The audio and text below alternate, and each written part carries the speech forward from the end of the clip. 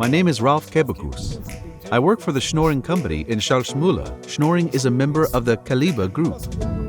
We deal with springs, stampings, and assemblies, which we sell mainly to the electrical industry, but also to other sectors. Due to the fact that the HOLOCIRCLE is not yet so big and well known, it is always a surprise for people. People look at it, get curious, come to the stand, and I think this presentation makes a lot of people curious.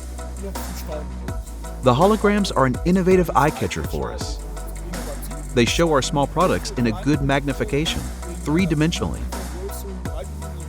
There are many astonished faces that then come closer. Become curious and take a look in the showcase. Yes, and that's how you meet new people who suddenly realize that they need some of our products. It's a very open system that can be used in many ways and offers good added value. Nowadays, everyone has displays. I think if you want to stand out, you have to choose something special. And with the hologram, we have something special. But we will certainly use it again, because there is this wow effect. You stand out. And of course, the support was excellent.